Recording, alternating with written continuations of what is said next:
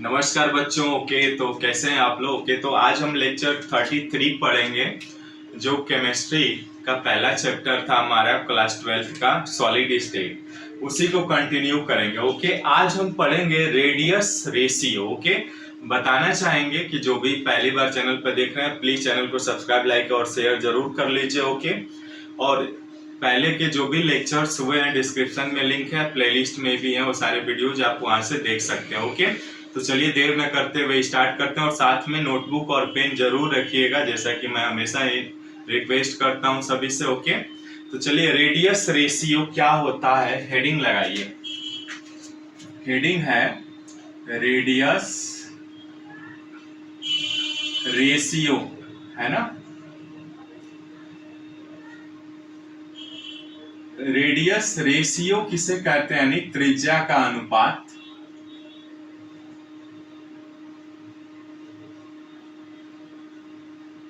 त्रिज्या अनुपात क्या होता है उसको देखेंगे, ठीक है। तो देखिए रेडियस रेशियो के अनुसार क्या होता है, सबसे पहले यह क्या होता है, यह आयनिक कंपाउंड के लिए होता है। यह आयनिक यौगिकों के लिए होता है, ठीक है। Only for it is only for ionic compounds. Ionic compounds कौन कौन से होंगे बच्चों, जैसे कि NaCl हो गया, KCl हो गया, है ना। ये सभी क्या है, आयनिक कंपाउंड है, तो उनके लिए रेडियस रेशियो ज्ञात किया जाता है। That is for example NaCl हो गया, KCl हो गया, ओके, आपका CaF2 हो गया, है ना, और भी बहुत सारे हो जाएंगे, आपका जिंक सल्फाइड हो जाएगा ZnS, है ना। ये सभी क्या है, यह आयनिक कंपाउंड्स है, और इन्हीं के लिए हम अधिकतर रेडियस रेशियो निकालते हैं, ठीक है। यानी रेडियस रेशियो किनके लिए निकाला जाता है, तो only for ionic compounds. Okay, radius ratio जो होता है वो ओनली फॉर आयनिक कंपाउंड्स के लिए होता है। ओके, आइए दूसरा पॉइंट देखते हैं कि यह और क्या क्या इसमें है। रेडियस जो होता है, रेडियस रेशियो, वह रेडियस रेशियो को हम R से निरूपित करते हैं, यानी रेडियस रेशियो जो होता है वो क्या इसे कहते हैं, यानी radius of cation by radius of anion. Okay, इस फार्मूला से हम ज्ञात करते हैं, है ना, वेयर RC मतलब radius of cation, radius of cation, है ना, यानी जो धनायन होते हैं, प्लस वाले होते हैं, है ना, और RA मतलब रेडियस ऑफ एनायन, एनायन, ठीक है, यानी जो माइनस वाले होते हैं। ओके, यानी जो रेडियस रेशियो होता है वह radius ratio radius of cation by radius of anion से निकाला जाता है, यानी केटायन का रेशियो और एनायन के रेशियो के अनुपात को ही रेडियस ऑफ रेशियो कहते हैं, ठीक है। ओके, अब देखिए यहां से, जैसे कि हम जानते हैं कि यदि यहां से रेडियस रेशियो का मान केटायन रेशियो के अनुक्रमानुपाती है ना। यानी इसका मतलब ये हुआ कि यदि रेडियस केटायन का रेडियस बढ़ाया जाए तो रेडियस रेशियो का मान भी बढ़ेगा, यानी यदि रेडियस रेशियो का मान बढ़ेगा तो साथ में रेडियस ऑफ केटायन का मान भी बढ़ेगा, है ना, हाई। यानी इसका मतलब ये हुआ कि यदि RC का मान यानी रेडियस ऑफ केटायन का मान बढ़ा दिया जाए तो रेडियस रेशियो का मान भी बढ़ जाएगा। यानी दूसरे शब्दों में कह सकते हैं आप कि इसका मान यदि घटा दें आप तो इसका मान बढ़ेगा, लेकिन यहाँ पे यदि रेडियस ऑफ एनायन बढ़ेगा तो रेडियस रेशियो क्या होगा, घटेगा।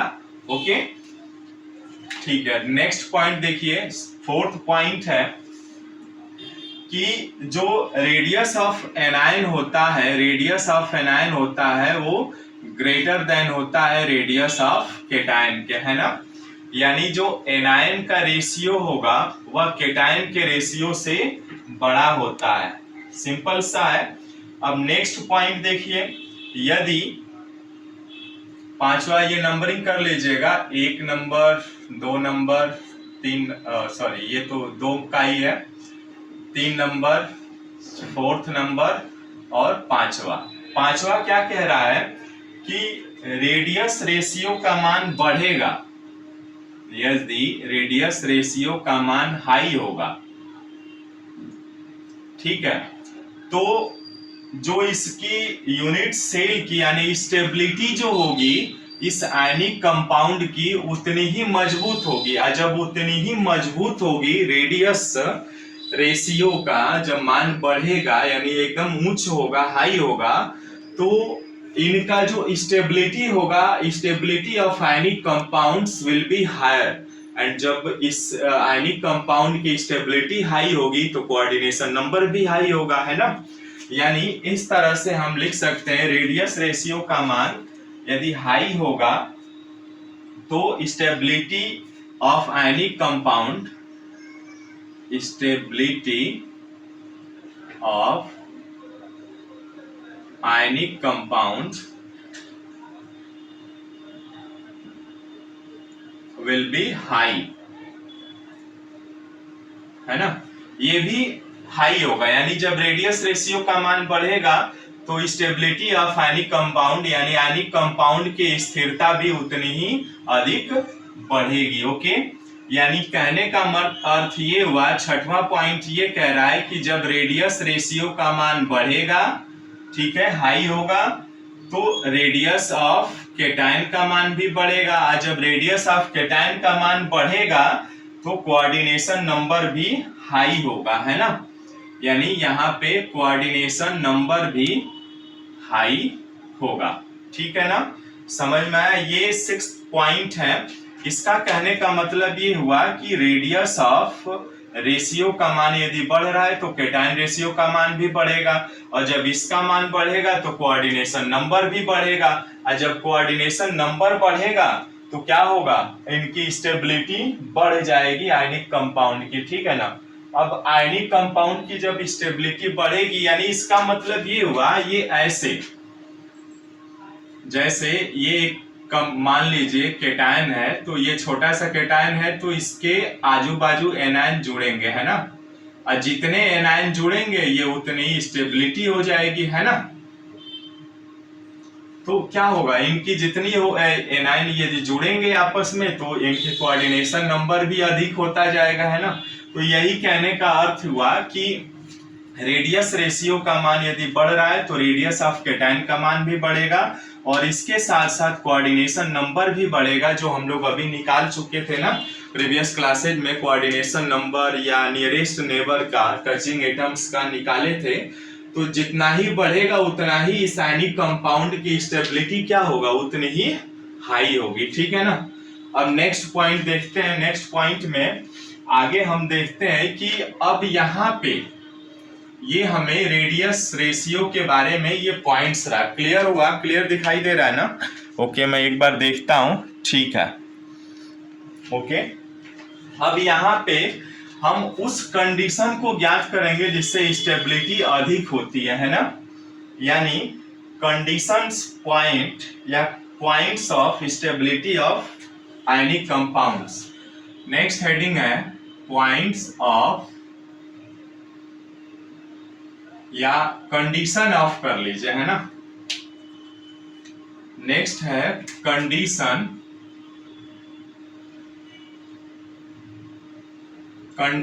Point of ionic compound, condition point of stability of ionic compound, ionic compound. अब देखिए आयनिक कंपाउंड की स्थिरता के क्या क्या शर्तें हैं, वो कौन से पॉइंट्स हैं जिनसे उस पॉइंट को हम ध्यान में रखेंगे तो आयनिक जो कंपाउंड होगा हमारा वो ज्यादा स्टेबल होगा, है ना। तो there are 3 points of stability of any ionic compounds which depends in ionic compound stability. Okay, यानी कि यहाँ पे जो स्टेबिलिटी ऑफ आयनिक कंपाउंड है वो निम्न 3 बातों पे निर्भर करता है। हिंदी में हेडिंग लगा लीजिएगा, आयनिक कंपाउंड के स्थिरता के लिए शर्तें, या वे महत्वपूर्ण बिंदु जिनके लिए आयनिक कंपाउंड क्या होता है, आयनिक कंपाउंड जो है वह अत्यधिक स्थिर होता है। ठीक है, तो चलिए एक एक पॉइंट्स करके लिख लेते हैं। केटायन और एनायन, केटायन और एनायन, पहला पॉइंट क्या होता है, केटायन एंड एनायन।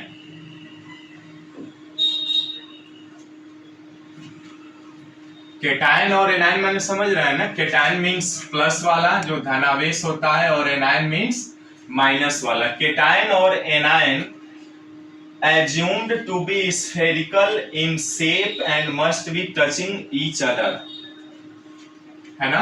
यानी केटायन और एनायन क्या होना चाहिए, एक दूसरे से स्पर्श होना चाहिए। पहला पॉइंट है, लिख लीजिएगा कि केटायन और एनायन जो है वो क्या होना चाहिए, स्फेरिकल होना चाहिए, यानी गोल होना चाहिए शेप में। जैसे जो लैटिस हम लोग बना रहे थे ना क्रिस्टल, उसी में तो जो केटायन है और एनायन है वह कैसा होना चाहिए, must be assumed to be a spherical shape, hard shape में होना चाहिए, है ना, गोलीय स्फेरिकल होना चाहिए, और वे एक दूसरे से टच होने चाहिए, है ना, पहली कंडीशन होती है।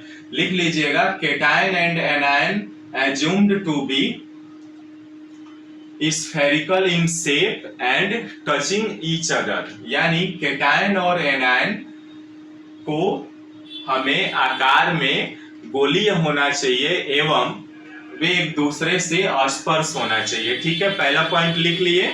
ओके, दूसरा पॉइंट, चलिए दूसरा पॉइंट क्या कहता है, दूसरा पॉइंट में लिख लीजिए, anion generally will not touch other anion. जो एनायन होता है वह टच नहीं करना चाहिए किसके, दूसरे एनायन से, अदर एनायन।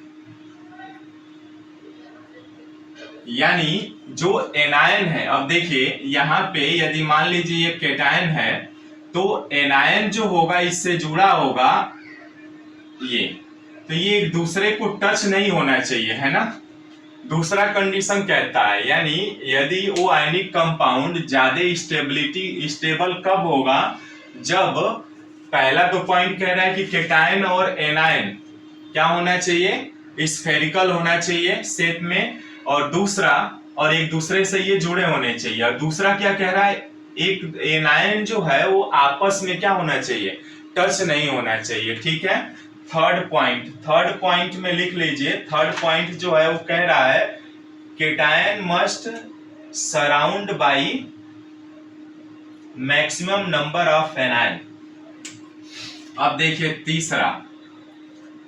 तीसरा कह रहा है कि जो केटायन है वह केटायन, मान लीजिए ये केटायन है, तो इसके चारों तरफ मैक्सिमम नंबर ऑफ एनायंस होने चाहिए।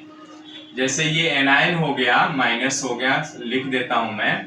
तो जो थर्ड पॉइंट है वो कह रहा है कि जो केटायन हो, यानी केटायन जो होगा उसके चारों तरफ अधिक से अधिक संख्या में एनायन जुड़े हुए होने चाहिए, है ना। यानी एनायन मीन्स बड़ा वाला शेप, है ना। तो अधिक से अधिक जब जुड़ेंगे ना तो वो आपका क्या होगा, जो आयनिक कंपाउंड की स्टेबिलिटी होगी वो बहुत अधिक होगी। तो इस तरह से 3 पॉइंट्स हैं जो किसी भी आयनिक कंपाउंड की स्टेबिलिटी के लिए महत्वपूर्ण है। यानी पहला पॉइंट क्या है, केटायन और एनायन स्फेरिकल होना चाहिए और एक दूसरे से जुड़े होने चाहिए टचिंग में। दूसरा, एक एनायन दूसरे एनायन से नहीं टच होना चाहिए। थर्ड पॉइंट जो है वह ये कह रहा है कि केटायन के चारों तरफ अधिक से अधिक संख्या में एनायन होने चाहिए।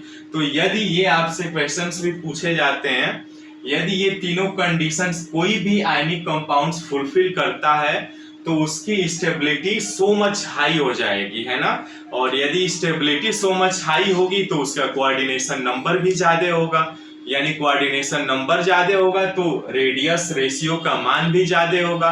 यदि रेडियस रेशियो का मान ज्यादा है तो रेडियस ऑफ केटायन का मान भी क्या होगा, उतना ही अधिक होगा। ओके, तो ये रहा आपका रेडियस रेशियो। ओके, इसका स्क्रीनशॉट ले लीजिएगा फटाफट, फिर चलते हैं आगे। ओके, आइए अब समझते हैं कि कैसे हम इनको आगे फार्मूला के माध्यम से हम पढ़ते हैं। ओके, इसका स्क्रीनशॉट ले लीजिए तब तक। ओके, और साथ में नोट डाउन करके लिखिएगा भी बच्चों। ओके, लिखते रहेंगे ना तो बहुत सारी चीजें आसान हो जाएंगी आपको।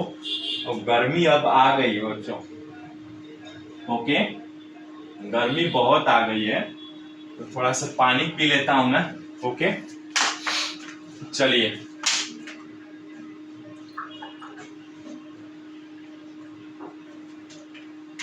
ओके, लिख लिए ना। ओके, चलिए अब आगे हम थोड़ा सा इसमें बढ़ते हैं। ठीक है, इसको रब करता हूं मैं।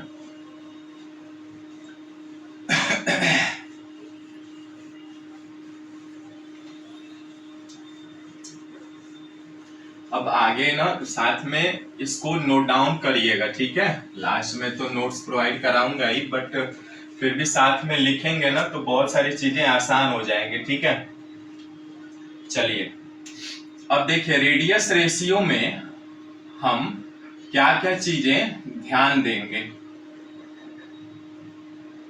देखिए रेडियस रेशियो जो होता है उसमें जो एनायन होता है, एनायन जो होता है वो क्या करता है, आपका पैकिंग बनाता है।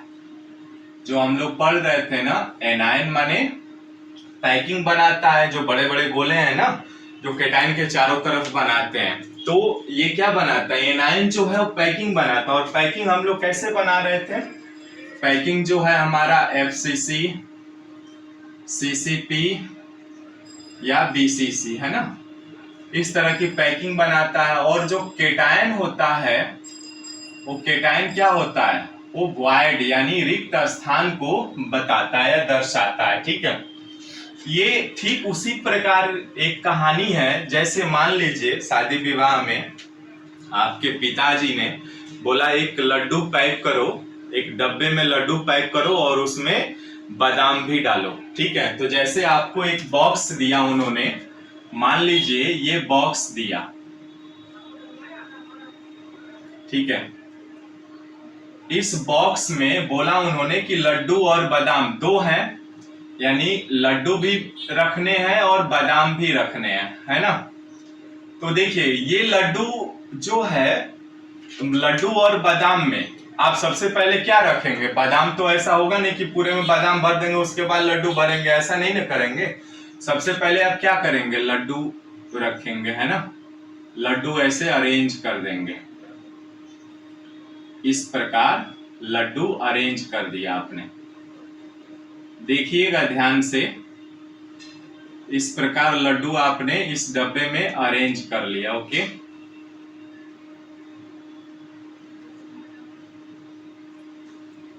इस तरह से मैंने ये लड्डू अरेंज कर दिया। ठीक है, अब देखिए ये जो लड्डू ही क्या है, ये एनायन है, यही एनायन है ये लड्डू जो बड़े बड़े हैं। और केटायन क्या है, ये वॉइड है, यानी बादाम जो छोटी वाली है। अब देखिए इसको रेड कलर से मैं दिखा रहा हूं, यानी लड्डू रख दिया और इसके वॉइड जो यहाँ पे रिक्त स्थान है यहाँ पे आप बादाम रख दिए, है ना, बादाम, यहाँ पे बादाम रख दिए। ठीक है, ये रहा। तो इस तरह से जितने भी ये वॉइड है यहाँ पे आपने क्या किया, बादाम रख दिया, है ना, इसमें। तो इस तरह से ये आपका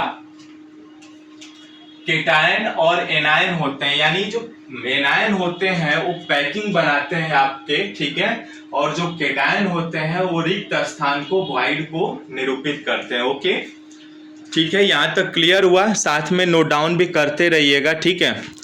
तो आज के लिए इतना ही रखते हैं बच्चों, ठीक है। बहुत ज़्यादा थोड़ा ह्यूमिडिटी बढ़ गई है, गर्मी भी हो रही है, ठीक है ना।